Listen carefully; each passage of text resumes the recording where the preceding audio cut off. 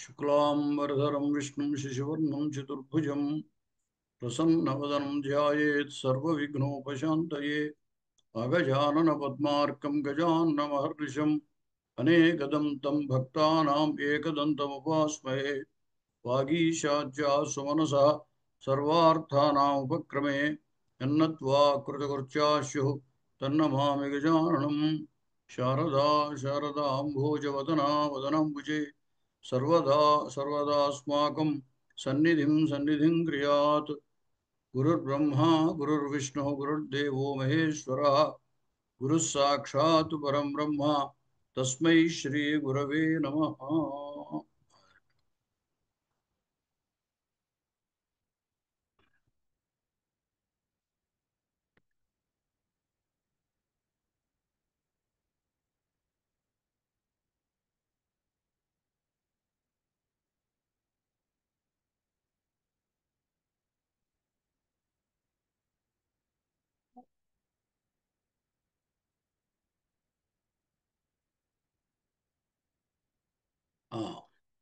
నమస్కారం గురుగారు.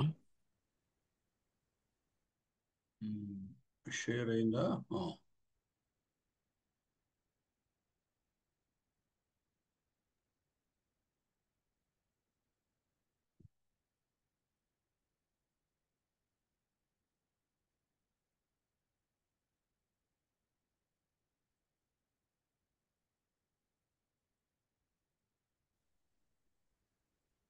చూడండి, కిమప్యహింస్యస్తవ జన్మతోహం యశశరీరే భవ మే దయాలు ఏకాంత విధ్వంసిషు మద్విధానాం ఈశ్వనాస్థా ఖలు భౌతికేషు కిమప్యహింస్యస్తవ చేన్మతోహం యశశరీరే భవ మే దయాలు ఏకాంత విధ్వంసిషు మద్విధానాం పిండేష్వనాస్థా ఖలు భౌతికేషు. పదచ్ఛేదం చెప్పండి. కిమపి అది కూడా విడదీయచ్చు, కిమపి అని కూడా. కిం అపి అహింసస్య తవ అహింస్యః అహింస్యః తవ చ చేన్మతోహం చేత్ మతోహం చేన్మతోహం అనునాసిక సంధి వస్తుంది కదా. చేత్ మతోహం. మతోహం కూడా విడదీయండి. మత్ మత్ అహం అని రావాలంటే వెనకాల ఏముంటుంది? అహం మతోహం అంటే కనుక మత్ అహం మతోహం మతహం మదహం అవుతుంది. మతః విసర్గ సంధి. మతః అహం అహం యశః శరీరే కలిపేయండి. యశశరీరే యశశరీరే అక్కడ విసర్గాలగం అలాగే యశశరీరే భవ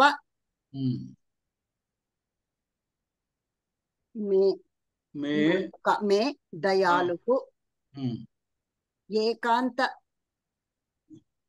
విధ్వంసిషు మద్విధానం కలిపేయండి. మద్విధానం పిండేశ్వనాస్థ విడదీయండి అక్కడ. పిండః పిండేశ్వనాస్థ పిండేషు రామేషు లాగా సప్తమే బహువచనం. పిండేషు అనాస్థ ఖలు భౌతిక యేషు భౌతిక సప్తమే బహువచనం. అక్కడ మీకు విభక్తి లేదే విడదీయకూడదు. భౌతిక అంటే కుదరదు కదా. భౌతికేషు అలాగే పిండేషు ఎందుకంటే పిండా యేషు అని విడదీస్తే వృద్ధి వచ్చి పిండైషు అవ్వాలి. ఆ, ఆ, అలాగే పిండ అని కేవలం అక్కడ విభక్తి ఏమీ లేకుండా పిండ అని ఉండదు శబ్దం. ఆ, ఆ, మనం అలా ఆలోచించాలి. మీరు ఏం చేయాలంటే ఆ విభక్తి కనపడాలి, ఆ విభక్తి వరకు వచ్చేటట్టుగా విభాగం చేసుకోవాలి. అలాగే మహోదయ. ఆ ఎక్కడో కానీ ఉమ్, ఇబ్బంది. ఇప్పుడు యశశరీరే దగ్గర అటువంటి చోటు ఇబ్బంది వస్తుంది.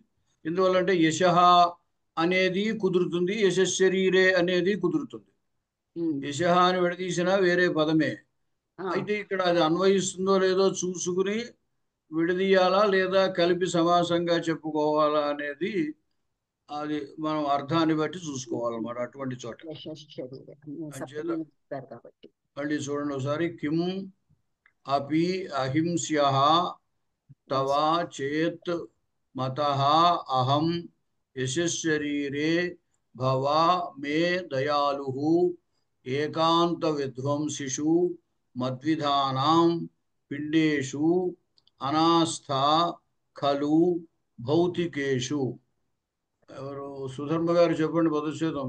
చేయొద్దాక చెప్తాను. ఆ, కిం అపి ఉమ్, అహింస్యః తవ ఉమ్, చేత్ ఉమ్, మతః ఉమ్, అహం ఉమ్, ఉమ్, యశశరీరే ఉమ్, భవ మే దయాళుః ఉమ్, ఏకాంత విధ్వంసిషు ఉమ్, మద్విధానాం పిండేషు ఉమ్, అనాస్థా ఉమ్, ఖలు ఉమ్, భౌతికేషు. ఉమ్. ఆ.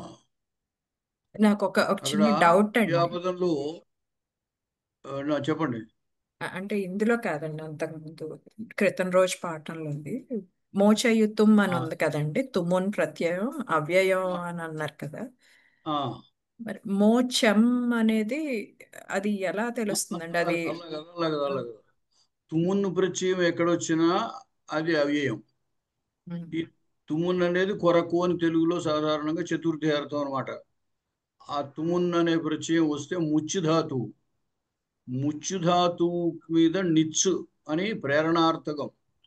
మామూలుగా ముచ్చుధాతువుకి విడివడుట, విడుదలగుట అని అర్థం. ఇక్కడ విడుదల చేయడం, విడిపించడం అంచేది ప్రేరణార్థకం. అంచేత ముచ్చుధాతువు మీద నిచ్చు చేసినప్పుడు మోచి అవుతుంది. దాని మీద ఈ తుమున్ చేస్తే మోచయితుమ్ అని అవుతుంది. ఆ మోచయతి, ముంచతి అంటే విడుచుచున్నాడు అని అర్థం. ముంచతి అంటే. మోచయతి అంటే విడిపించుచున్నాడు అని అర్థం. అదే. ప్రేరణార్థకం. ఇదివరకు మీకు నిజంతము కూడా చెప్పుకుంటాను. పఠతి, పాఠయతి, లిఖతి, లేఖయతి, అలాగనమాట. చదువుచున్నాడు, చదివించుచున్నాడు. అలాగే ఇక్కడ ఏమిటంటే ముంచతి అని సాధారణంగా ధాతువు మీద చెప్తే ముంచతి అంటే విడుచుచున్నాడు అని అర్థం. అదే. మోచయతి అంటే విడిపించుచున్నాడు అని అర్థం. ఇక్కడ మోచయితుం విడిపించుటకు అని. ఇప్పుడు అంటే నేను అందులో చూసానండి, అష్టాధ్యాయిలో మోచం అని కూడా ఉంది, అది కూడా అవ్యయం కింద వస్తుంది అన్నారు. అది మోచం అనేది మనం మోచం వేరు. మోచం మనం అనేది ఏమిటంటే నముల్ అనే ఒక ప్రత్యయం ఉంది. ఆ నముల్ అనే ప్రత్యయం చేస్తే మోచం అవుతుంది. అది కూడా అవ్యయమే. అంటే అది ఎలా డిఫరెన్స్ ఎలా తెలుస్తుందండి? ఇప్పుడు అమ్మ అని వచ్చేవన్నీ ద్వితీయ అలా వస్తాయి ఇవి కదా. అలా ద్వితీయ కదా. ఈ అవ్యయాలుగా ద్వితీయ ఇది తృతీయ ఉండదు. ఇది ఎలా డిఫరెన్షియేట్ చేస్తాం మనం? అది అది కాదు అని, ద్వితీయ కాదు అది అవ్యయం అని ఎలా అనే తెలుస్తుంది? ప్రత్యయాన్ని బట్టి. ఈ నముల్ అనే ప్రత్యయము మకారం అమ్ము అనేది మిగులుతుంది. అలాగే తుమ్ము అనే ప్రత్యయంలో తుమ్ముల్లో కూడా తుమ్ము అని మిగులుతుంది. మకారాంతమైన ఈ ప్రత్యయాంతములు అవ్యయములు అని సూత్రం. కుర్ణుమే జంత అని సూత్రం ఉంటుంది. ఆ కృణుమే జంత అనే సూత్రం వల్ల ఏమిటంటే ఈ మకారాంతము ఏజంతము అయినటువంటి కృదంతములు అవ్యయములు అని చెప్పారు. కాబట్టి ఆ మోచం మోచం అని సాధారణంగా నములంతం 2 సార్లు వాడుతూ ఉంటారు. ఆ ఆ మోచం అనేది మకారాంతమైన అవ్యయం. అలాగే ఇక్కడ మోచయిత్తుం అనేది కూడా మకారాంతమైన అవ్యయం అన్నమాట. అదే. సరే. Thank you. దీంట్లో కిం అపి అహింస్యః తవ చేత్ మతః అహం యశశరీరే భవ మే దయాళుః. భవ అంటే అగుము, కమ్ము అని అర్థం. ఆ విధంగా ఉండు, అగు అని అర్థం. ఏ విధంగా అంటే దయాళుహు భవ, కృపాలుహు దయకలవాడివి కమ్ము. దేని యందు దయ అంటే యశశరీరే, యశః ఏవ శరీరం, యశశరీరం, తస్మిన్ యశశరీరే, కీర్తియే శరీరము. ఆ కీర్తి శరీరమునందు అంటే కీర్తి అనేది శరీరం అన్నమాట. అంటే భౌతికమైన శరీరం. ఇప్పుడు రాజుని ఆ సింహం ఏమంటుందంటే, చక్కనైనటువంటి వయస్సులో ఉన్నావు, అందమైన శరీరం ఉంది, అధికారం ఉంది, నువ్వు అందరికీ సహాయం చేయగలుగుతావు, కాబట్టి ఈ ఒక్క ధేనువు కోసమని నువ్వు దీనంతని కోల్పోవడం ఎందుకు అని చెబుతోంది. అందువల్ల ఈ భౌతికమైన శరీరమునందు అది జాలి చూపిస్తోంది సింహం. అందుచేత ఈయన ఏమంటున్నాడంటే, ఈ భౌతిక శరీరమునందు నువ్వు దయ చూపించక్కర్లేదు, నా యశస్ శరీరమునందు దయ చూపించు అని అంటున్నాడు. అంటే ఏమిటి? ఈయన కనుక ఆ గోవుని వదిలిపెట్టేసి ఇంటికి వెళ్ళిపోతే ఈయన భౌతికమైన శరీరము క్షేమంగానే ఉంటుంది, కానీ కీర్తి మచ్చబడుతుంది, మలినమవుతుంది. అందుచేత అదే కనుక ఈ శరీరాన్ని కనుక గోవు కోసం వదిలిపెట్టేస్తే ఈయనకి కీర్తి ఏర్పడుతుంది. అటువంటి కీర్తి స్వచ్ఛంగా ఉంటుంది, అంటే మలినం కాదు.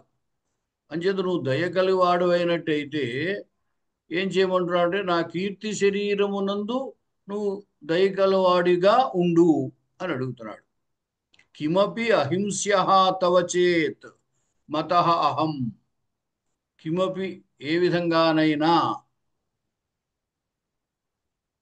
తవ నీకు, అహం నేను, అహింస్యః హింసింపదగని వాడను, అంటే ఇతన్ని హింసించకూడదు అని కనుక నువ్వు అనుకున్నట్టయితే అని అడుగుతున్నాడు. కిమపి ఏదైనా అంటే ఏమాత్రము నీకు నన్ను హింసించకూడదు అని ఉన్నా అని ఉద్దేశంతో కిమపి ఏమైనా, అహం నేను, తవ నీకు, అహింస్యః హింసింపదగని వానిగా, మతః అంటే అభిప్రేతము, ఇష్టము, ఇష్టుడను, చేత్ అయినట్టయితే, మే నా యొక్క, మమ మే అని, మే నా యొక్క, యశశరీరే కీర్తి శరీరమునందు, దయాళుహు భవ దయకలవాడివి కమ్ము అని. ఏకాంత విధ్వంసిషు మద్విధానాం పిండేషు అనాస్థాకలు భౌతికేషు. మద్విధానాం మాదృశానాం, నా వంటి వారు. నా వంటి వారు అంటే ఉద్దేశం ఏంటంటే జ్ఞానము కలిగినటువంటి వారు లేదా వివేకము కలిగినటువంటి వారు అని అర్థం.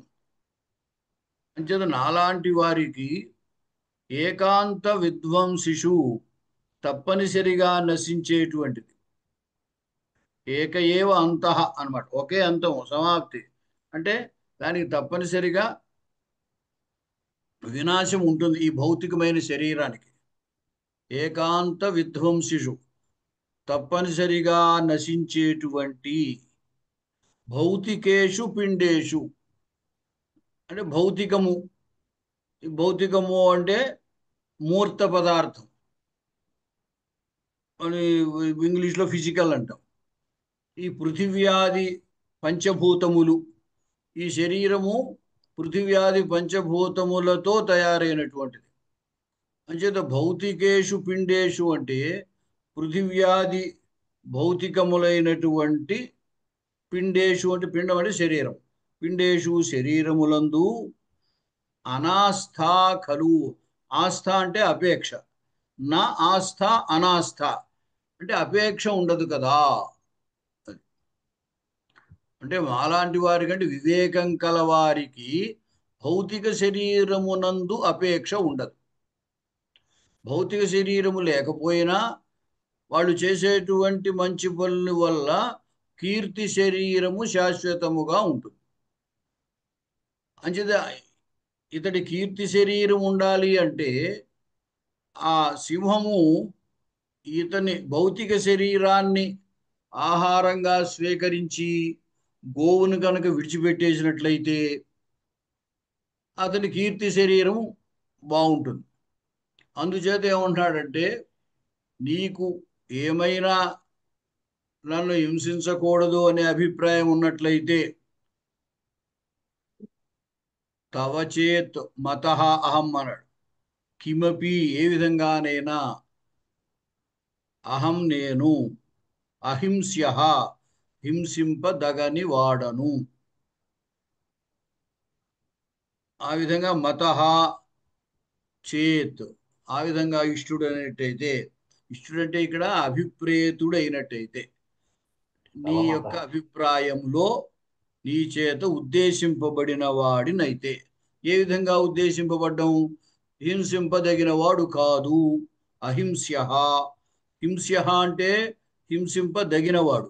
అహింస్యః అంటే హింసింపదగనివాడు. హింసింపదగనివాడు అన్న అనొచ్చు, లేదా హింసింపదగిన వాడు కాదు అని కనుక నీవు ఉద్దేశించినట్లయితే, నన్ను అభిప్రాయపడ్డట్టయితే, మే మమ నా యొక్క యశశరీరే కీర్తి శరీరమునందు దయాళువు భవ అంటే దయగలవాడివి అగుము కమ్ము. మద్విధానాం నా వంటి వారికి ఏకాంత విధ్వంసిషు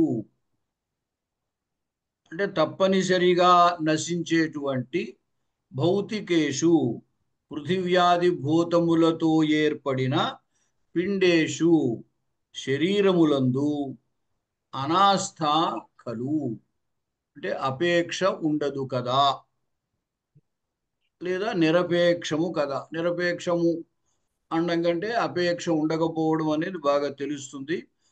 ఆస్థ నా నా ఆస్థ అనాస్థ చేత అపేక్ష ఉండదు కదా అని. అంటే నాకు ఈ భౌతిక శరీరం మీద ఏమీ అపేక్ష లేదయ్యా, అంచేత ఈ శరీరాన్ని త్యాగం చేయడానికి ఏమీ ఎటువంటి బాధ లేదు నాకు. అంచేత ఒకవేళ నీకు నా మీద దయ ఉన్నట్టయితే ఆ దయని కీర్తి శరీరం మీద చూపించు అని అడుగుతున్నాడు. గురుగారు, ఆ, మద్విధానం అంటే నా యొక్క చేష్టలు అని వస్తుంది కదా. ఆహాహా. విధము అంటే ప్రకారం అని కదా. నా ప్రకారం ఉండేవారని. ప్రకారము అంటే అటువంటిది అని ఎప్పుడు ప్రకారం అంటే పోలిక కలిగిన దాన్ని ప్రకారము అని అంటాం. ఆ ప్రకారంగా అంటే అర్థం ఏంటి? ఇంతకు ముందు ఎవరో చేశారనుకోండి, దాని ప్రకారంగా అంటే దాంతో పోలిన విధంగా మనము చేస్తే ఆ ప్రకారం అంటాం. అలాగే ఇక్కడ మద్విధానం అంటే నాలాంటి వారు. నాలాంటి వారు అంటే ఉద్దేశం ఏమిటి? కొంచెం నాలా వివేకం కలవారు అని తాత్పర్యం. సరే, అంటే ఇక్కడ నా వంటి మహోదయ ఇక్కడ మద్విధానం అంటే ఏ విభక్తి వస్తుంది మహోదయ? షష్ఠి షష్ఠి బహువచనం. బహువచనము. షష్ఠి బహువచనం. విధ శబ్దం కదా. విధ. అందుకోసం షష్ఠి బహువచనం. నా వంటి వారి యొక్క అనొచ్చండి. యొక్క అనొచ్చు. యొక్క అన్న తర్వాత దేనికి చెబుతాము? షష్ఠిరా అంటే అక్కడ నాలాంటి వారికి ఆస్థ ఉండదు అని చెప్పాలి కదా. మళ్ళీ 2 సార్లు అక్కర్లేదు. నాలాంటి వారికి భౌతిక శరీరములందు అపేక్ష ఉండదు కదా. నాలాంటి వారికి అంటేనే సరిపోతుంది. నాలాంటి వారి యొక్క అంటే మళ్ళీ ఇంకేదో రావాలి అక్కడ విశేషం. అంటే తెలుగులో మనం షష్ఠీ విభక్తి అయినప్పటికీ అన్ని చోట్ల యొక్క చెప్పడం కుదరదు. అది దీని అర్థం చెప్పండి. ఎవరు నేను చెప్తానండి. చెప్పండి, ఒకరిద్దరికే అవకాశం. అది చెప్పండి. కిం అపి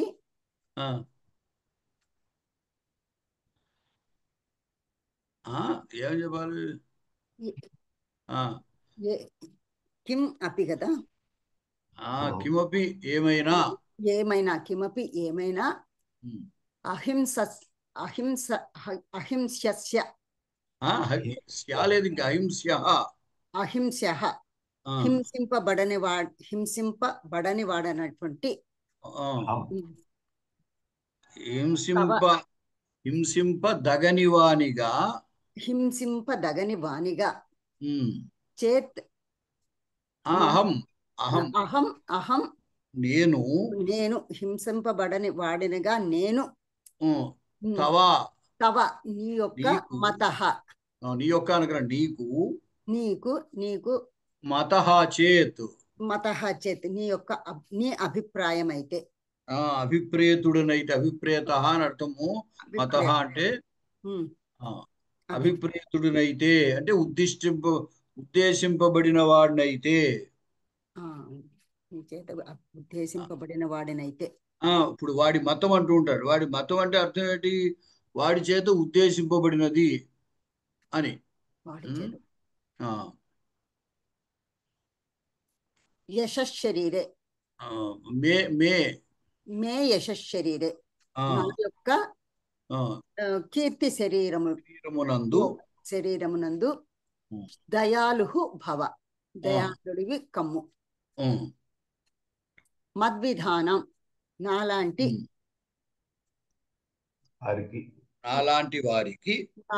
వారికి భౌతికేషు పిండేషు ఈ భౌతిక ఏకాంత విధ్వంసిషు. మాది విధ్వంసం అంటే మరణమే. తప్పనిసరిగా నశించునట్టి భౌతికేషు పిండేషు అంటే పంచభౌతిక శరీరమైనటువంటి ఈ శరీరం మీద నా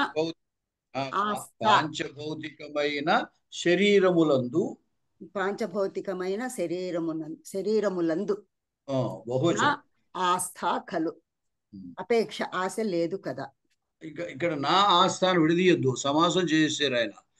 అనాస్థా కలు, అనాస్థా కలు అపేక్ష ఉండదు కదా.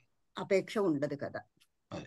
మహోదయ ఇక్కడ దయాళు ఈ పదము ఆలుచి ప్రత్యయం. దయా అనే శబ్దం మీద ఆలుచ్ అని తద్దిత ప్రత్యయం.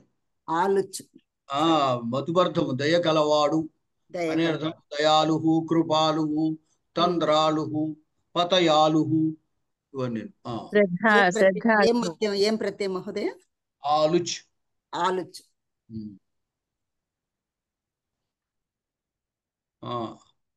అదే తద్దిదిలా అది కృత్ప్రత్యయమేనండి ఆలుచ్. తర్వాత ఎన్ఎస్ మూర్తి గారు చెప్పండి. నమస్తే. కిమపి ఏదైనా అహింస్య బాధింపబడని వాడిగా అహం నేను తవ నీకు మతః చేత్ నేను బాధిపడినగా నీవు అనుకుంటున్నట్లయితే మే నా యొక్క యశస్ శరీరే కీర్తి శరీరం నందు కీర్తి యందు దయాళు దయ కలిగిన వాడుగా భవ ఆగుము. ఏకాంత విద్వాంసిషు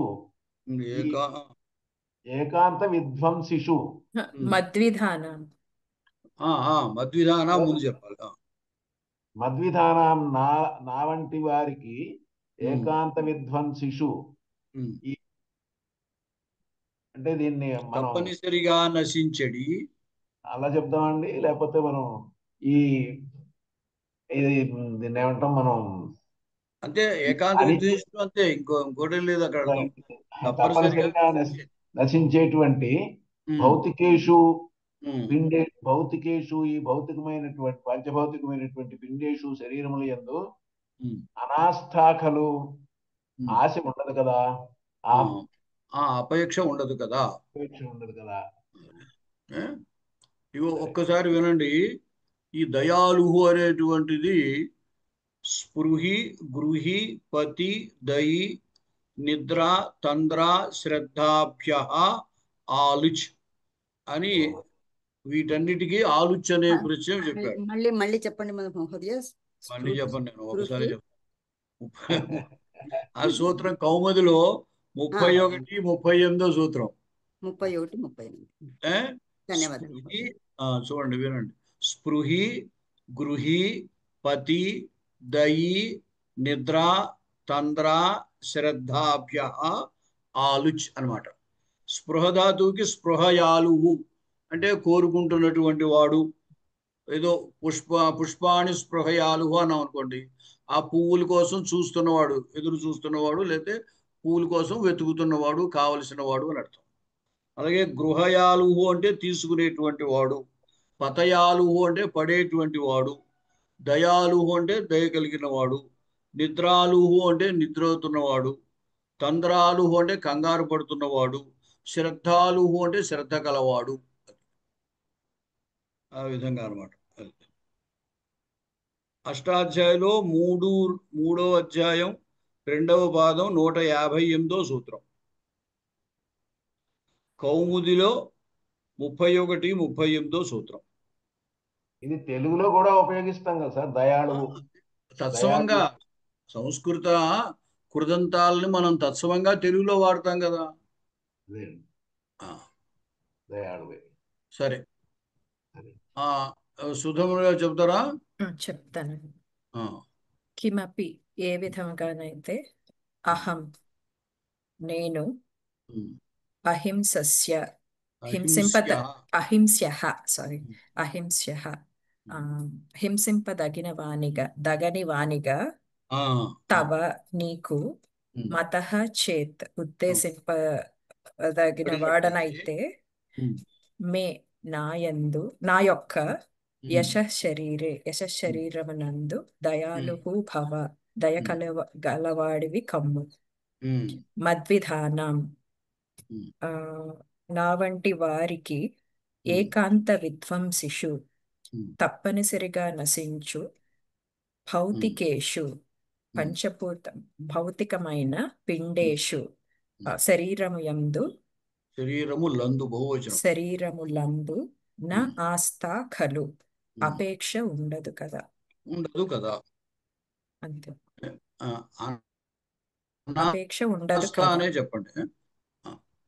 నాస్థ ఖలు అనాస్థ, నా ఆస్థ, అనాస్థ సమాసం, అది అందుకోసం అనాస్థ ఖలు. సరే, తర్వాత శ్లోకం చూడండి. సంబంధమాభాషణ పూర్వమాహు వృత్తస్సనౌ సంగతయోర్వనాంతే తద్భూతనాథానుగ నార్హసిత్వం సంబంధినో మే ప్రణయం విహంతుం. సంబంధమాభాషణ పూర్వమాహు వృత్తస్సనౌ సంగతయోర్వనాంతే తద్భూతనాథానుగ నార్హసిత్వం సంబంధినో మే ప్రణయం విహంతుం. పదచ్ఛేదం చెప్పండి.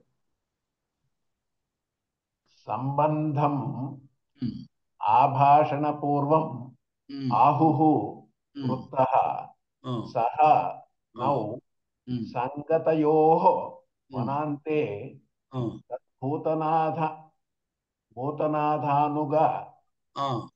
నా అర్హసి త్వం సంబంధినః మే ప్రణయం విహంతుం. అంతే.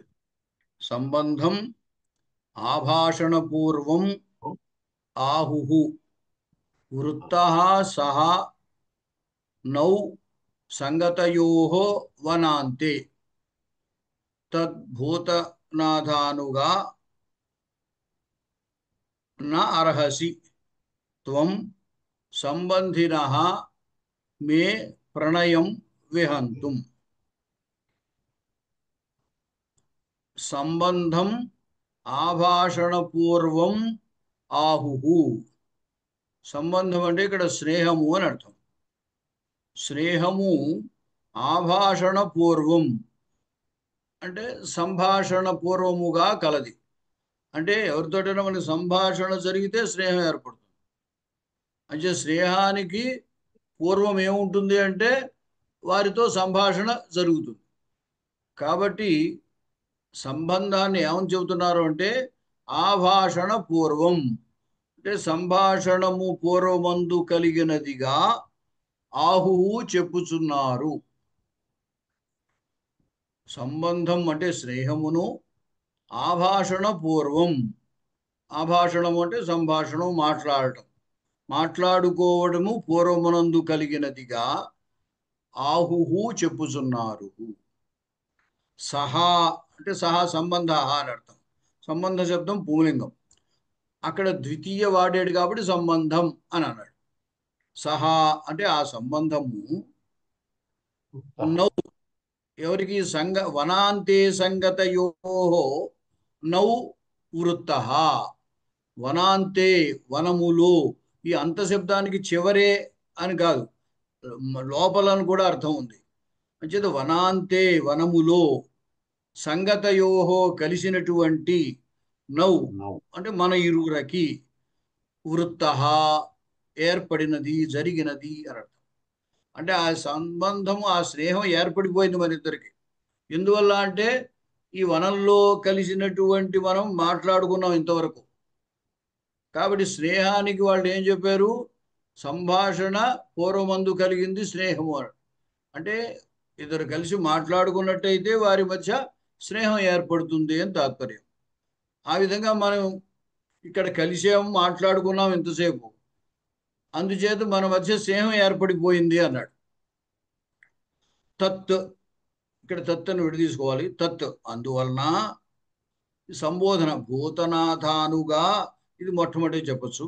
భూతనాథానుగా, భూతనాథుడు అంటే ఈశ్వరుడు, ఆయన్ని అనుసరించేటువంటి సేవకుడు ఇతడు. అంచేత భూతనాథ అనుగా, మొత్తం అంతా సమాసం అనుకోండి. భూతనాథుడైన ఈశ్వరుణ్ణి ఈశ్వరుని అనుచరుడా సంబోధన అన్నమాట. సంబంధిన మే ప్రణయం విహంతుం త్వం న అర్హసి. సంబంధిన అంటే స్నేహితుడైనటువంటి, మే నా యొక్క ప్రణయం స్నేహమును, విహంతుం కాదనుటకు, ఉల్లంఘించుటకు, త్వం నీవు, నా అర్హసి యోగ్యుడవు కాదు అన్నట్టు. మన ఇద్దరికి స్నేహం ఏర్పడిపోయింది కాబట్టి స్నేహితుడి యొక్క మాటను నువ్వు కాదనడానికి లేదు అని చెబుతున్నాడు. సంబంధం ఆభాషణ పూర్వం ఆహుహు. సంబంధం అంటే స్నేహమును, ఆభాషణ పూర్వం మాటలు పూర్వమందు లేకపోతే సంభాషణ పూర్వమందు కలిగిన దానిగా ఆహుహు చెప్పుచున్నారు. అంటే స్నేహానికి ఎప్పుడు కూడా ముందు ఏముంటుంది అంటే సంభాషణ ఉంటుంది. ఊరి మధ్య సంభాషణ ఉన్నప్పుడే స్నేహం ఏర్పడుతుంది అనమాట. సఖ్యం సాప్తపదీన ఉచ్యతే అన్నారు. ఇది కూడా కాళిదాసు గారు ఇంకో చోట కుమార సంభవంలో వాడతారు.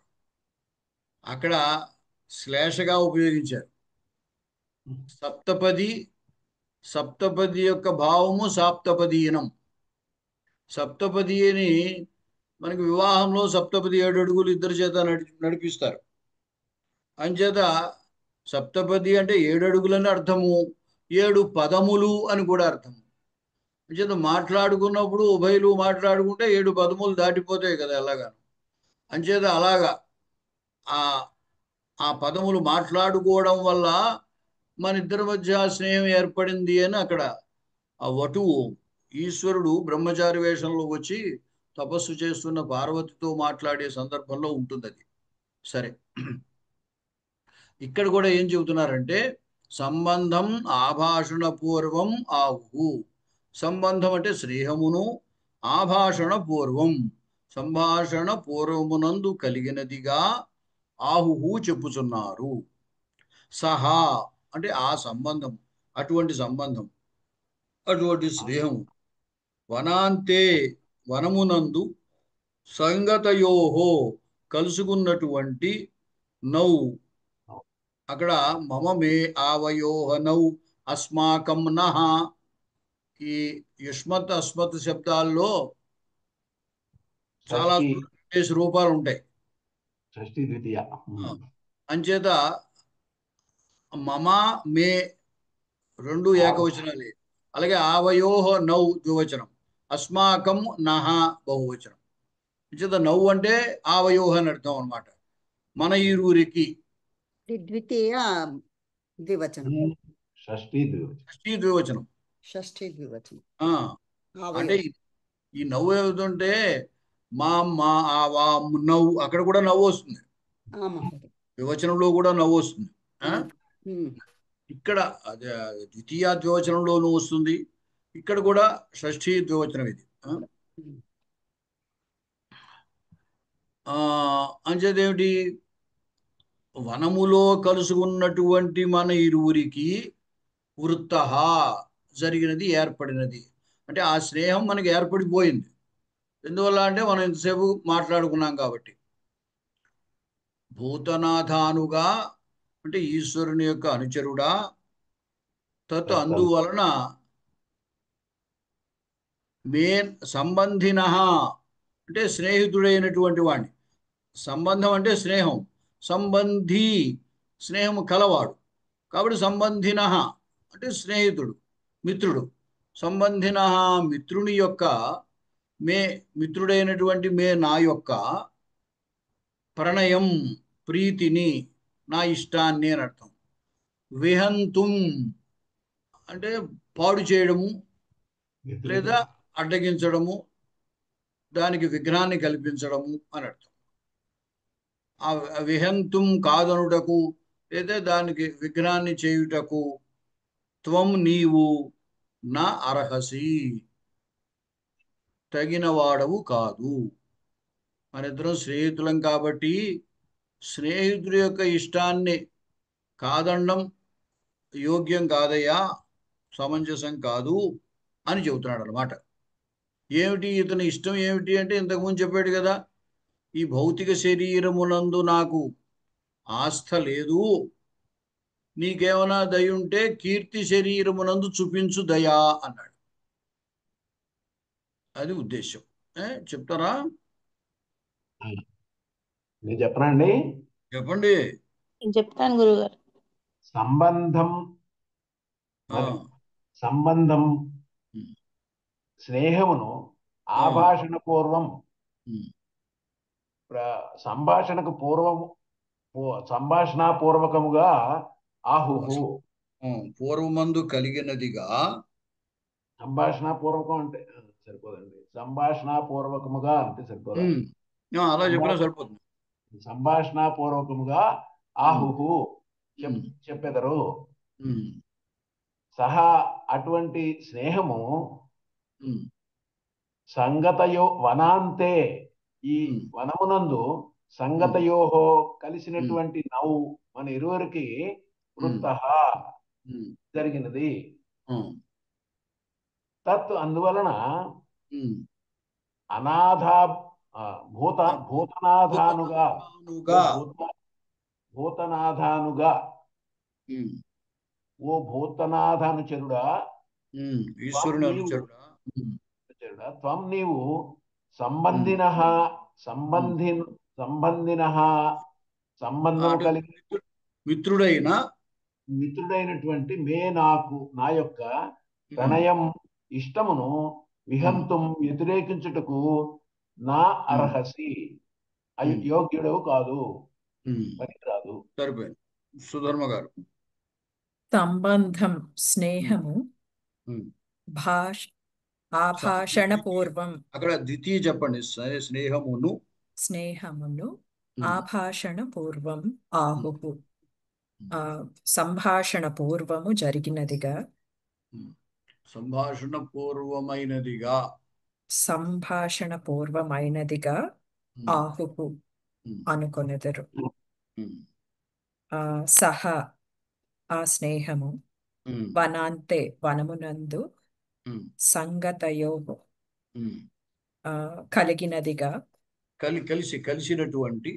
కలిసినటువంటి నౌ మన ఇరువురుది వృత్త అగును. జరిగినది అయినది. అయినది జరిగినది అంటే ఆ స్నేహం జరిగింది అని చెబుతున్నాడు. జరిగింది. తత్ అందువలన భూతనాథానుగా పరమేశ్వరుని అనుచరుడా త్వం నీవు సంబంధినః మన స్నేహము సంబంధినః మే మన సంబంధి అంటే మిత్రుడు, ఇంకా సంబంధం స్నేహితుడై కలవాడంటే స్నేహితుడు. స్నేహితుడైన స్నేహితుడైన నా యొక్క మే నా యొక్క ప్రణయం ప్రీతిని విహంతు వ్యతిరేకించుటకు నా అర్హసి అర్హత కలిగిన వాడవు కావు. లలితవాణి గారు చెప్పండి. నమస్కారం గురుగారు. సంబంధం స్నేహం సంభాషణ పూర్వం ఆహుః ఉక్తః ఆహు వదంతి వదంతి వదంతి సహ సంబంధః వనాంతే వనే సహ సంబంధః సంబంధ స్నేహ వనాంతే వనే సంగతయోః మేళనయోః ఆవయోః మిలితయోః. సంగతయోః అంటే మిలితయోః. ఆవయోః మిలితయోః చెప్తుంది. ముందు మిలితయోః చెప్పాలి. మిలితయోః ఆవయోః వృత్తః అభూత్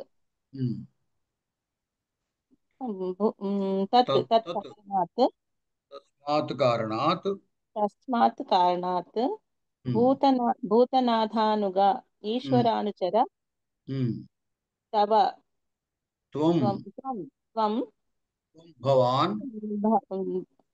భవాన్ సంబంధినః స్నేహితస్య తాప్రత్యయం అనుకున్నాను గురు, సారీ. సంబంధినః స్నేహితస్య మే మహ్యం మే అంటే మమ షష్ఠి వాడాలా అంటే రోచతే అన్నట్టు. Okay okay. మమ ప్రణయం ప్రీతిం విహంతుం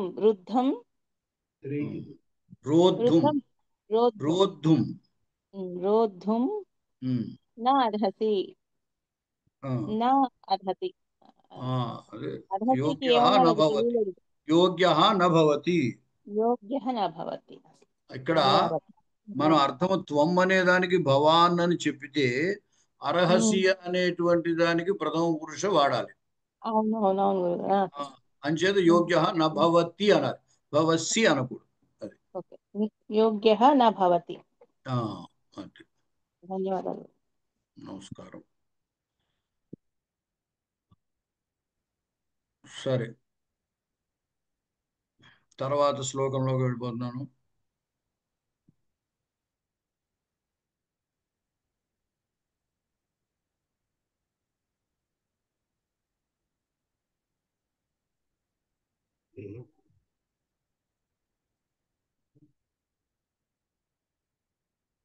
తథేతిగాముక్తవతే దిలీపః సద్యః ప్రతిష్టంభ విముక్తబాహుః సన్యస్తశస్త్రో హరయే స్వదేహం ఉపానయత్పిండమివామిషస్య. తథేతిగాముక్తవతే దిలీపః సద్యః ప్రతిష్టంభ విముక్తబాహుః సన్యస్తశస్త్రో హరయే స్వదేహం ఉపానయత్పిండమివామిషస్య. పదచ్ఛేదం చెప్పండి ఎవరన్నా. అహం వదామి మహోదయ. తథా తథేతి తథా ఇతి గాముక్తవతే గాం ఉక్తవతే దిలీపః సద్యః ప్రతిష్టంభ విముక్త బాహుః సహ న్యస్తశస్త్రః ఉమ్, హరయే ఉమ్, స్వదేహం ఉమ్, ఉపానయత్ ఉమ్, పిండం ఉమ్, ఇవ ఉమ్. ఆమిషస్య. అంతే. తథా ఇతి గాం ఉక్తవతే దిలీపః సద్యః ప్రతిష్టంభ విముక్త బాహుః సహ న్యస్తశస్త్రః హరయే స్వదేహం ఉపానయత్ పిండం ఇవ ఆమిషస్య. ఉపానయత్, ఉపానయత్ నామ సమీపం అనయత్ అన్నమాట, దగ్గరకు తీసుకువెళ్ళాడు. కహ ఉపానయత్, సహా ఉపానయత్, సహా దిలీపః ఉపానయత్, సమీపం అనయత్. సహ కీదృశः ఇత్యుక్తౌ న్యస్తశస్త్రः, న్యస్తశస్త్రः త్యక్త ఆయుధः, ఆయుధాన్ని విడిచిపెట్టినటువంటి వాడై. అంటే అంతకు ముందు వరకు మరి ఆయన దగ్గర ధనుర్బాణాలు ఉన్నాయి, బాణం వేయలేకపోయినప్పటికీ ధనుర్బాణాలు అతని దగ్గర ఉన్నాయి, అంచేత వాటిని విడిచిపెట్టినటువంటి వాడై. ఇంకా దానికి ముందు ఏమిటి, ఎందుకు విడిచిపెట్టేటంటే ఆయనకు ముందు ప్రతిష్టంభ విముక్త బాహు, ప్రతిష్టంభము నుండి విడుదలైనటువంటి బాహువు కలవాడు. ప్రతిష్టంభ విముక్త బాహు, ప్రతిష్టంభము నుండి విడుదలైన విముక్తమైన బాహువు కలవాడు. అంతకు ముందు వరకు ఆ చెయ్యి ఆ బాణం అంబుల పొదుల్లోంచి బాణం తీద్దాం అనుకుని ఆ చెయ్యి ఆ బాణం మీద పెట్టాడు, అలాగే ఉండిపోయింది ఇంతసేపు ఆ చెయ్యి. ఆ ప్రతిష్టంభన ఇప్పుడు తొలగిపోయింది అనమాట. అంచేత ప్రతిష్టంభన నుండి విడుదలైనటువంటి బాహువు కలిగినటువంటి వాడై, అలా బాహువు కలిగిన వాడు అవడం చేతనే ఈ ఆయుధాన్ని అక్కడ విడిచిపెట్టగలిగాడు. లేకపోతే ఆ చెయ్యి రాకపోతే ఆ పని చేయలేడు కదా. అంచేత ప్రతిష్టంభ విముక్త బాహు న్యస్తశస్త్ర సన్ అన్నమాట. ప్రతిష్టంభము నుండి విడుదలైనటువంటి విముక్తమైనటువంటి బాహువు కలిగినటువంటి వాడు. న్యస్తశస్త్ర అంటే విడిచిపెట్టిన శస్త్రము కలిగిన వాడై, సహా ఆ దిలీపుడు. అనయత్ ఉపానయత్ సమీపం అనయత్ దగ్గరకు తీసుకువెళ్ళాడు. దేన్ని తీసుకువెళ్ళాడు? స్వదేహం, తన యొక్క దేహాన్ని దగ్గరకు తీసుకువెళ్ళాడు. దేనికి దగ్గరగా తీసుకువెళ్ళాడు అంటే హరయే. హరి అనే శబ్దానికి సింహం అని కూడా అర్థం ఉంది. అంటే ఇక్కడ హరయే సింహము కొరకు దగ్గరికి తీసుకువెళ్ళాడు. అంటే తన శరీరాన్ని సింహం దగ్గరకు తీసుకువెళ్ళాడు అంటున్నాడు. చూడండి ఎలా మాట్లాడు. అతడు సింహం దగ్గరికి వెళ్ళాడు అనుకుండగా తన శరీరాన్ని సింహం దగ్గరికి తీసుకువెళ్ళాడు అంటే, అంటే శరీరము తాను వేరువేరుగా అటువంటి భావన స్థిరపడి ఉన్నటువంటి వాడు అని చెప్పడం ఉద్దేశం. సాధారణంగా మనం మాట్లాడేటప్పుడు ఈ శరీరముతో తాదాత్మ్యం చెంది మాట్లాడుతుంటాం. నేను వెళ్తున్నాను, నేను వస్తున్నాను, నేను కూర్చున్నాను, ఈ మాటలన్నీ కూడా నేను తింటున్నాను, నేను సంతోషిస్తున్నాను, నేను బాధపడుతున్నాను, ఇలాంటివన్నీ కూడా మనము దేహముతో తాదాత్మ్యము చెంది శరీరం వేరు నేను వేరుగా భావించం. తెలిసినప్పటికీ మనకి తెలుసు శరీరం వేరు, లోపల ఉన్నటువంటి జీవుడు వేరు అని. అయినప్పటికీ తాదాత్మ్యం చెందే మాట్లాడుతూ ఉంటాం. దాన్ని విడిగా మాట్లాడాలి, వేరువేరుగా గుర్తించినట్లుగా చెప్పడం కోసమని. ఎందుకంటే వెనకాల శ్లోకంలోనే నాలాంటి వారికి భౌతిక దేహాలు ఎందు అపేక్ష లేదు అని చెప్పాడు కదా. అంటే నేను వేరు, దేహం వేరు అనే భావన స్థిరపడింది అతనిలో. ఆ విషయం చెప్పడం కోసమని కవి ఏం చేస్తున్నాడంటే తన శరీరాన్ని ఆ సింహం కోసమని తీసుకువెళ్ళాట. ఎలాగా అంటే దానికి ఉపమానం చెప్పాడు. ఆమిషస్య పిండమివా, మాంసం ముద్దను వలె. అంటే మాంసం ముద్ద ఎలా అయితే సింహానికి పెట్టడానికి తీసుకువెళ్తాడో ఆ విధంగా తన శరీరాన్ని సింహానికి ఆహారంగా చేయడం కోసం తీసుకువెళ్ళాడు అని అర్థం. ఈ ప్రతిష్టంభ విముక్త బాహు అంటే ఆయన యొక్క చెయ్యి ఆ ప్రతిష్టంభం నుండి విడుదలైపోయింది. అటువంటి బాహువు గలవాడు ఎప్పుడు అంటే సద్య, వెంటనే. దేని వెంటనే జరిగింది అంటే తథా ఇతి గాం ఉక్తవతే.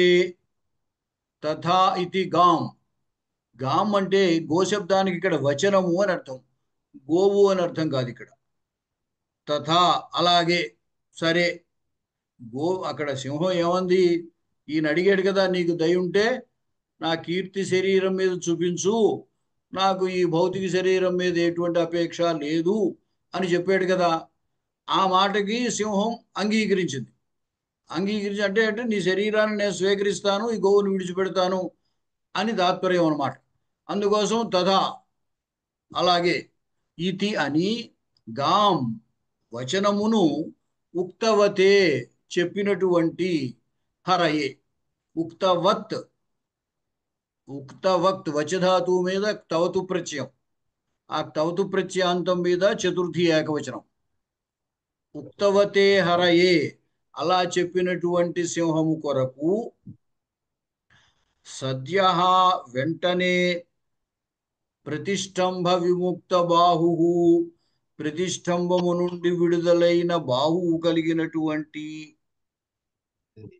సహా దిలీప, ఆ దిలీపుడు న్యస్తశస్త్ర సన్, ఆయుధమును విడిచిపెట్టినటువంటి వాడై లేదా విడిచిపెట్టిన ఆయుధం కలిగినటువంటి వాడై స్వదేహం తన యొక్క శరీరమును ఆమిషస్య పిండం ఇవ మాంసము యొక్క ముద్దను వలె ఉపానయత్. ఉపానయత్ అంటే దగ్గరకు తీసుకువెళ్ళాను. సమీప అనయత్, అనయత్ అంటే తీసుకువెళ్ళడం, తీసుకువెళ్ళాను. అనయత్ అంటే సమీపమునకు తీసుకువెళ్ళాను, అంటే తన శరీరాన్ని తాను తీసుకువెళ్ళాడు అని చెబుతున్నాడు ఇక్కడ. మరోసారి చూడండి. తథా ఇతి అట్లే అని, గాం వచనమును మాటను, ఉక్తవతే చెప్పినటువంటి, హరయే సింహము కొరకు, సద్య వెంటనే, ప్రతిష్టంభ విముక్త బాహు అంటే ప్రతిష్టంభము నుండి విడుదలైన బాహువు కలిగినటువంటి సహా దిలీప ఆ దిలీపుడు, న్యస్తశస్త్ర అంటే విడిచిపెట్టిన ఆయుధము కలిగిన వాడై, స్వదేహం తన శరీరమును, ఆమిషస్య మాంసము యొక్క, పిండం ఇవ ముద్దను వలె, ఉపానయత్ దగ్గరకు తీసుకువెళ్ళాను. అంటే చివరికి తాత్పర్యం ఏమిటంటే సింహానికి ఆహారంగా అవడం కోసం తాను సింహం దగ్గరికి వెళ్ళాడు. అది ఇంకోసారి చెప్పనా, మీరు చెప్పేస్తారా? ఇంకోసారి చెప్పండి మహోదయ్. తథా ఇతి అట్లే అని, గాం వచనమును ఉక్తవతే పలికినటువంటి, హరయే సింహము కొరకు, సద్య వెంటనే, ప్రతిష్టంభ విముక్త బాహు ప్రతిష్టంభము నుండి విడుదలైన బాహువు కలిగిన, సహా దిలీప ఆ దిలీపుడు, న్యస్తశస్త్ర సన్ విడిచిపెట్టిన ఆయుధము కలిగిన వాడై లేదా ఆయుధమును విడిచిపెట్టినటువంటి వాడై, స్వదేహం తన శరీరమును, ఆమిషస్య మాంసము యొక్క, పిండం ఇవ ముద్దను వలె, ఉపానయత్తు దగ్గరకు తీసుకువెళ్ళాను. చెప్పండి. తథేతి, తథా ఇతి అదే విధముగా, అలాగే అని, అలాగే అని, అలాగే అని, గాం మాటని, ఉక్తవతే చెప్పినటువంటి, హరయే సింహము కొరకు, సద్య దీని వెంటనే, ప్రతిష్టంభ విముక్త బాహు. ప్రతిష్టంభము నుండి విముక్తమైన బాహువులు కలిగిన వాడైన. ఒకటే బాహు. బాహు కుడి చెయ్యి ఒకటే కదా, ఒకటే కదా. కుడి చెయ్యి ఒకటే కరెక్ట్. విముక్త బాహు. ప్రతిష్టంభము నుండి విడుదలైన బాహువు కలిగిన సహ దిలీప. ఆ దిలీపుడు న్యస్త శస్త్ర, ఆయుధములను విడిచిన వాడై, స్వదేహం తన దేహమును, ఆమిషస్య మాంసము యొక్క, పిండం ఇవ ముద్దను వలె, ఉపానయత్ దగ్గరకు తీసుకు వెళ్ళెను. సుధర్మ గారు. తథా ఇతి అట్లే అని, గాం ఉక్తవతే వచనమును పలికిన, హరయే సింహము కొరకు, సద్యః వెంటనే, ప్రతిష్టంభ విముక్త బాహు ప్రతిష్టంభనము నుండి విముక్తమైన బాహువు కలిగిన, న్యస్త శస్త్ర సహ దిలీప ఆ దిలీపుడు, న్యస్త శస్త్ర ఇది కూడా అడ్జెక్టివే కదండి తనకి వచ్చింది. సో ఈ రెండు ఒకేసారి చెప్పచ్చు. ప్రతిష్టంభ విముక్త బాహు. ఇలాగే చెప్పండి. ఓకే. సహ దిలీప ఆ దిలీపుడు, న్యస్త శస్త్ర సన్ శస్త్రములను విడిచిన వాడై, స్వదేహం తన దేహమును, ఆమిషస్య మాంసము యొక్క, పిండం ఇవ ముద్దను వలె, ఉపానయత్ దగ్గరకు తీసుకువెళ్ళను. గురుగారు న్యస్త శస్త్ర సన్ అంటున్నారు. సన్ను అవసరం అండి? అంటే ముందు అతడు చెప్పేశాం కదా, అది మనం తెచ్చుకోవాలి. అయితే అతడు అంటే ముందు విశేషణంగా చెప్పేస్తే, ఆయుధమును విడిచిపెట్టినటువంటి ఆ దిలీపుడు అని చెప్పాలి. అది ముందు చెప్పకపోతే ఏం చేస్తామంటే, ఆ దిలీపుడు ఆయుధాన్ని విడిచిపెట్టినటువంటి వాడై అని చెప్తాం. అలాగే సద్య కూడా దీని ముందు చెప్పుకోవచ్చు కదా, న్యస్త శస్త్రకి ముందు.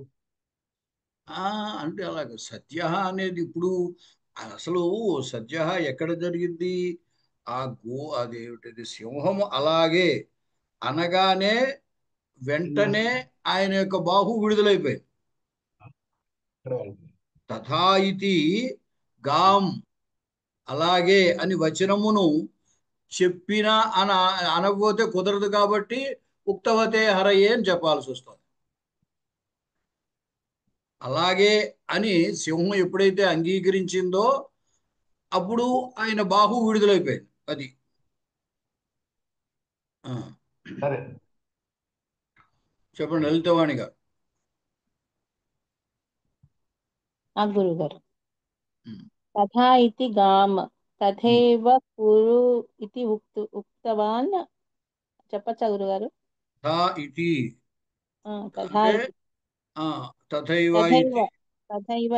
వచనం వచనం గాం అంటే వచనం. గాం అంటే వచనం. ఉక్తవతేకి కుదరలేదు నాకు గురుగారు. ఉక్తవతేకి పదం దొరకలేదు నాకు. ఏం చెప్పాలి? కథితవాన్ కథితవతే తథైవ తథా ఇతి గాం తథైవ వచనం ఉక్తవతే కథ్యవతే హరయే సింహాయ సద్యః ఝటితి సహ దిలీపః సహ మహారాజः ప్రతిష్టంభ విముక్త బాహుః శిథిలాత్ విముక్తః హస్తః సహ దిలీపః సహ మహారాజः న్యస్త శస్త్ర త్యక్త ఆయుధః సన్ అదే రాసండి. త్యక్త ఆయుధః సన్ స్వదేహం స్వస్య శరీరం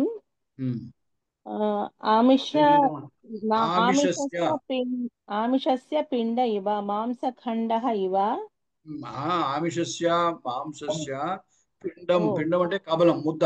కబలమివ కబలమివ. ఆమిషస్య పిండస్య ఆమిష అంటే ఆమిషస్య మాంసస్య మాంసస్య పిండః కబలం ఇవ ఉపానయః సమీపం ఆనయ ఉపానయత్ ఉపానయత్ సమీపం ఆనయత్. ఆనయత్కి ఇంకో పదం లేదు కదా గురుగారు? నీతవాన్ సమీపం నీతవాన్. సమీపం నీతవాన్ నీతవాన్. దగ్గరకు తీసుకువెళ్ళాడు అంతే. ధన్యవాదాలు. సారీ గురువు గారు, కొంచెం పదాలు తడుముకుంటున్నాను. తప్పదు, మరి సంస్కృతంలో చెప్పాలంటే కొంచెం వెతుక్కోవాలి. కొంచెం పదే పదాలు కొంచెం వెంటనే దొరకట్లేదు, కొన్నింటికి దొరుకుతున్నాయి కానీ. సరే సరే, ఇక్కడితోటి ముగించేస్తున్నాను. ఏమంటే మూర్తి గారు చెబుతారా మీరు? ముగించేస్తే ముగింది, నో ప్రాబ్లం. మళ్ళీ చెప్పమంటే చెప్తాను, టైం ఉంటే మీకు. చెప్పండి చెప్పండి, చెప్పాకే ముగిద్దాం, ఇబ్బంది లేదు. తథా ఇతి సరే అని, సరే అని, అలాగే అని గాం వచనమును ఉత్తవతే చెప్పినటువంటి హరయే సింహము కొరకు సద్య వెంటనే ప్రతిష్టంభ విముక్త బాహు, ప్రతిష్టంభము నుండి విడుదలైనటువంటి చేయి కలిగినటువంటి సహా దిలీప, ఆ దిలీప్ మహారాజు న్యస్త శస్త్ర, శస్త్రం ఆయుధములను విడిచిన వాడై స్వదేహం తన యొక్క శరీరమును ఆమిషస్య పిండం ఇవ ఆమిషస్య మాంసము యొక్క పిండం ఇవ ముద్దను వలె ఉపానయతు సమీపమునకు తీసుకుని వచ్చాను. సరిపోయింది. మహోదయ, ఇప్పుడు కృపాలుహు అనేది ఎట్లొస్తుంది మహోదయ? అంటే దయాశబ్దము కృపాశబ్దము సమానార్థకాలు కదా. దయాధాతు, దయ కూడా ధాతు ఉంది. ఆ విధంగానే ఇక్కడ కృపాలుహు కూడా అన్నమాట. దీని కిందే వచ్చేస్తుంది. సరే, ధన్యవాదాలు. ఈ గ్రామర్ కి అష్టాధ్యాయి రిఫర్ చేసుకోవచ్చు కదండి. అష్టాధ్యాయి రిఫర్ చేయొచ్చు, కానీ అష్టాధ్యాయిలో ఒక సూత్రాలు ఒకటే ఉంటాయి, దాంట్లో వివరాలు ఇవి ఉన్నాయా మీ దగ్గర? లేవండి, మీరు చెప్పిన తర్వాత ఇంకా అది చూడటం. అలా కాదు, అష్టాధ్యాయి కాదు, కానీ కౌముది అని ఉంటుంది మనకి సంస్కృతం. వైయాకరణ సిద్ధాంత కౌముది అని భట్టోజీ దీక్షితుడు రాశారు. అది అయినట్టయితే ఏదో లఘు కౌముది సిద్ధాంతం అంటే మెయిన్ సిద్ధాంత కౌముది, దాని నుండి ఏదో మధ్య సిద్ధాంత కౌముది అని, లఘు సిద్ధాంత కౌముది అని వాటి సంగ్రహాల కింద కొంచెం తగ్గించి రాశారు. ఆ లఘు సిద్ధాంత కౌముది తీసుకున్నా కొంతవరకు మనకి ఉపయోగిస్తుంది. తర్వాత అంటే ఇప్పుడు ఇంకా ప్రాథమిక దశలో ఉన్నారు కాబట్టి, పోనీ ప్రాథమిక కాకపోతే ద్వితీయ దశలో ఉన్నారు కాబట్టి ఆ లఘు సిద్ధాంత కౌముది తీసుకున్నా సరిపోతుంది. అదే అంటే ఒక్కొక్కసారి కన్ఫ్యూజ్ అవుతున్నాండి. అంటే ఇప్పుడు మేల్ చెప్పేటప్పుడు పక్కన వచ్చే ఎడ్జెక్టివ్స్ అవన్నీ కూడా మేల్ జెండర్ లో వస్తాయని అది అర్థం అవుతుంది. బట్ కానీ కొన్నిసార్లు అవి న్యూట్రల్ జెండర్ అలా కూడా ఉంటున్నాయి కదా. సో అవి కొన్ని తెలియట్లేదు. అప్పుడు అంటే సాధారణ ఎప్పుడు కూడా దానికి అదే విశేషణ విశేషాలు ఒకే లింగవచన విభక్తుల్లో ఉండాలి అని అది నియమం.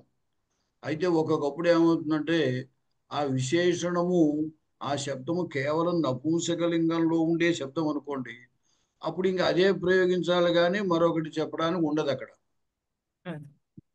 అప్పుడు అంటే అది విశేషణములు కొన్ని మూడు లింగాల్లోనూ వాడడానికి వీలుగా ఉంటాయి సాధారణంగా. అలా లేనటువంటి శబ్దం విశేషణంగా వాడేమనుకోండి, అప్పుడు అది ఏ లింగంలో ఉందో అదే లింగం వాడాలి, కానీ విశేషాన్ని బట్టి దాని లింగం మార్చడానికి ఉండదు.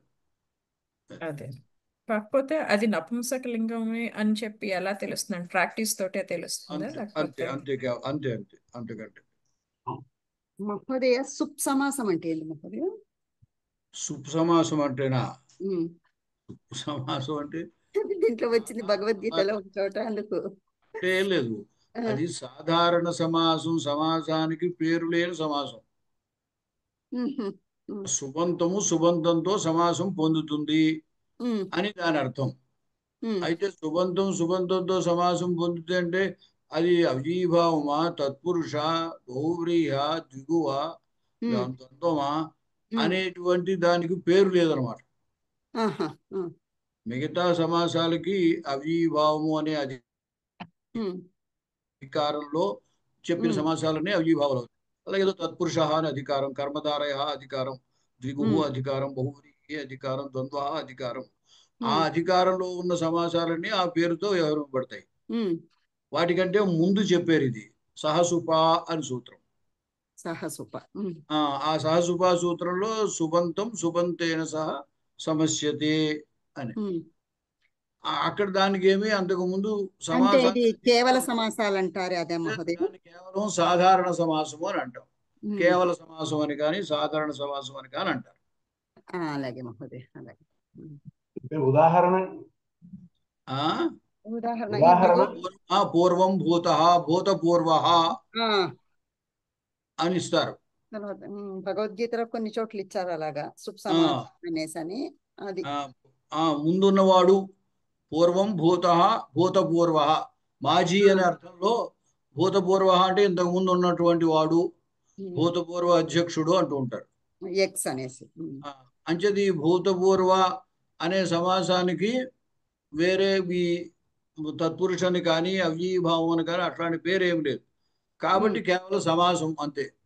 కేవల సమాసం దానే శుభ సమాసం. సరే, అగస్త్య మళ్ళీ మనం మండే కలుస్తామండి. సోమవారం రేపు ఆదివారం లేదు, సోమవారం నాడు చెప్పుకున్నాం. 6:30కేనా మహోదయ? 6:30కేనా మండే? అంతే, 6:30కే. సరే 6:30కే. సరే.